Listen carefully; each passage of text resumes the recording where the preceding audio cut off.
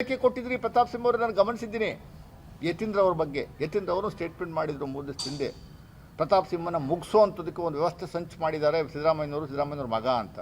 ಅವ್ರು ಕರೆಕ್ಟಾಗಿ ಹೇಳಿದರು, ಏನು ಇಂಟರ್ನ್ಯಾಷನಲ್ ಲೀಡರ್ ಇವರು ಮುಗಿಸೋವಂಥದಕ್ಕೆ ಅಂತ ಹೇಳಿದರು. ಹೌದು, you are after all member of parliament for Mysuru Lok Sabha constituency, ಅಷ್ಟೇ. ನೀವು ಇಂಟರ್ನ್ಯಾಷನಲ್ ಲೀಡ್ರಾ? ಅವ್ರು ಹೇಳಿದ್ರು ಕರೆಕ್ಟ್ ಇದೆ, ಸತ್ಯ ಇದೆ, ತಪ್ಪೇನು ಇದರಲ್ಲಿ.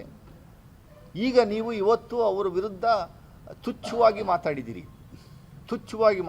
ಟ್ರಾನ್ಸ್ಫರ್ಸ್ದು ಮತ್ತೊಂದು ಇನ್ನೊಂದು ಕನೆಕ್ಷನ್ ಕೊಟ್ಬಿಟ್ಟು ಮಾತಾಡುವಂಥ ಕೆಲಸವನ್ನು ಮಾಡಿದ್ದೀರಿ. ಹೌದ್ರಿ, X M L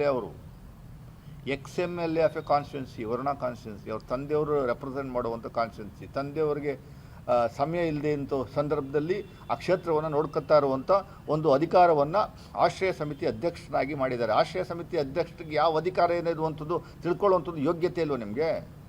basic common sense ಇಲ್ವಾ? ಆಶ್ರಯ ಸಮಿತಿ ಅಧ್ಯಕ್ಷರಿಗೆ ಪ್ರತಿಯೊಂದು ಸಭೆಯಲ್ಲೂ ಅವರಿಗೆ ಗೌರವ ಕೊಟ್ಟು ಸ್ಟೇಜ್ ಮೇಲೆ ಕೂರಿಸುವಂಥದ್ದಕ್ಕೆ ಅವಕಾಶ ಇದೆಯಲ್ಲ. ಸರ್ಕಾರ, ನಿಮ್ಮ ಸರ್ಕಾರನೇ ಮಾಡಿರುವಂಥ ಕಾನೂನು ಇದೆಯಲ್ರಿ, ಕಾನೂನು ಪ್ರಕಾರ ನಡ್ಕೊತಾ ಇದ್ದರೆ ಸಮಸ್ಯೆ ನಿಮಗೆ. ಪಶುಸಂಗೋಪನೆ ಇಲಾಖೆ, ಆ ಇಲಾಖೆನೇ ತಗೋತಿರಲ್ಲ ಯಾರೂ. ಅಲ್ಲಿ ವಯಸ್ಸಾಗಿರೋ ದನಗಳನ್ನೆಲ್ಲ ಅದು ಎಲ್ಲಿ ಓದ್ತಿದ್ವೋ ಗೊತ್ತಿಲ್ಲ. ಲಕ್ಷಾಂತರ ದನಕರುಗಳನ್ನು ಎಲ್ಲಿ ಮಾರ್ಕೊಂಡ್ರೋ ಬಿ ಜೆ ಪಿಯವರು ಗೊತ್ತಿಲ್ಲ.